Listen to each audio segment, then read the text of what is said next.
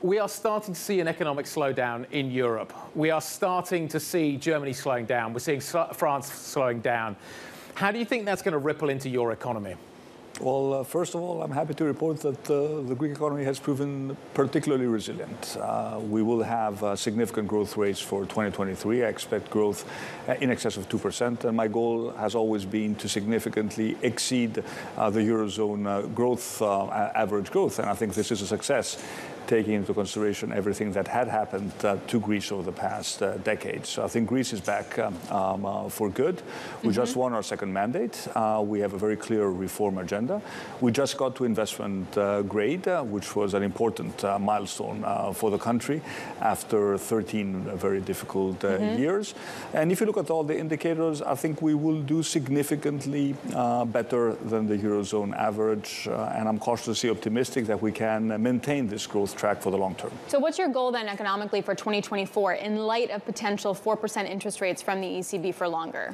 Well, first of all, the fact that we got to investment grade, helps us with our borrowing costs, and this is of course significant for public finances. But we've also been unapologetic about maintaining fiscal discipline. We understand how important this is for global capital markets. Looking at Greece, we will have a primary surplus of 0.7% this year and a higher primary surplus in 2024. And we feel that we can meet these fiscal targets without compromising our growth. If you look at tourism numbers, they were remarkable this year. And there seems to be a trend in Europe, in spite of the recession. People continue to travel, and they seem to continue to prefer Greece over maybe other Mediterranean destinations. And of Guy course, definitely does, by the way. Well, you should, Alex, you should too. And Greece is a lovely country to visit, and not just during the very hot months of July and August. We've been able to expand our tourism season and attract significant investment in sustainable tourism. Okay, actually, Prime Minister, I'd like to talk to you about that. I managed to avoid it this year, but I know plenty of people that didn't. It got very hot in Greece. It got very hot around the Mediterranean this year. I talk to people in Scandinavia, and they think that they are going to be the big beneficiaries of this. They think that people will no longer want to travel to places like Greece if it's 45 degrees and there are fires burning. What do you think the long-term trajectory is for Greek tourism if we are going to see this climate change sticking? Well, I disagree with this hypothesis. People still enjoy the hot Mediterranean, and they do want to come to the Mediterranean and to Greece in particular during the summer because they like to spend time at the beach. If anything, I would argue that climate change is an opportunity for us to expand our tourism season. Yes, it may be hot to come to Greece in July and August, but we will always have enough people interested to come to Greece during those 2 months. But we have now more people interested in coming to Greece in March and April, or October and November. More people interested to come to visit our cities year-round.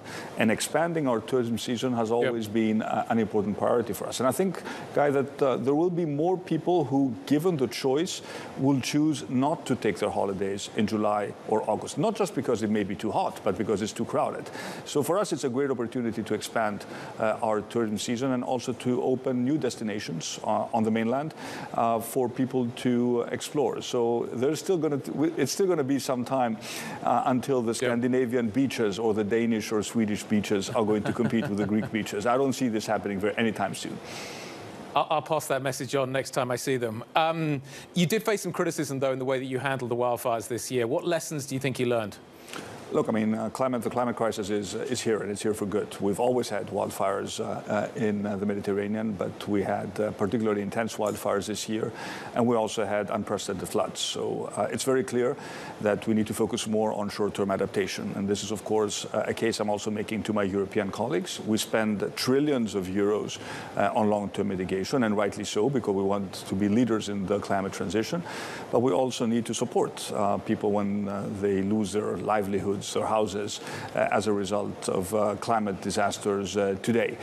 So we need to be much more effective in dealing with these disasters. We've made good progress. For example, in Greece, we have a 112 emergency number, which we used very successfully to evacuate people and make sure that we saved lots of lives. This is something, for example, that was not present in Maui. And when I look at the Maui disaster, it's so painful because we had gone through similar disasters 5 years ago, but we learned from them. And we are using technology in a much smarter way today to make sure that at least we can save people's lives. The climate crisis is going to cost more money in terms of either dealing with events or also where you get your energy. Where are you going to get reliable, affordable energy from, and where do you get it? Well, first of all, we get it from the wind and the sun. We are affordable. It is affordable. It is reliable. Cheaper. It is cheaper. It is reliable because we have lots of sun and lots of wind. But of course, it will not do the trick on its own. But Greece is one of the top 10 producers of renewable energy from the wind and the sun. We have 12 gigawatts of installed wind and sun energy in Greece, and much more to come. But of course, in the short to medium term, we will also need to rely on natural gas as a transition fuel. And there's a case to be made that Greece is playing a very important role in the European energy system, because we are also an entry point for natural gas to serve not just the Eastern Europe, but even pumping gas up to Ukraine. So Greece's role as a pillar of geopolitical and energy stability in the Eastern Mediterranean has certainly been enhanced after Russia's invasion into Ukraine. Prime Minister, one of the other effects of climate change could be that we face within Europe even greater pressure from migration. How destructive could that be to the forces that bind Europe, the EU, together right now? How damaging could it be to institutions such as the European Union? Could we see those institutions once again fraying at the edges because of the pressure that is being applied? And what do you think needs to happen now in order to try and avert that crisis? I know you've had talks with President Erdogan recently. Let's talk about how that could progress in terms of dealing with the issue. But how do you see the European Union doing more on this matter? Well, obviously there are long-term solutions addressing the root causes of migration, but these are going to take time. As far as the short-term solutions, we need to do two things. We need to be ruthless in terms of breaking the smugglers' networks that benefit from desperate people who they put on boats which are clearly not seaworthy. But at the same time, we need to balance that by offering legal pathways to migration to those who can come to Europe and who can also help us with our economic growth. Look at Greece, for example. We're bringing our unemployment down. We already have labor shortages in sectors such as agriculture. So we want to do bilateral deals, but we want these people to come on our own terms and to come safely.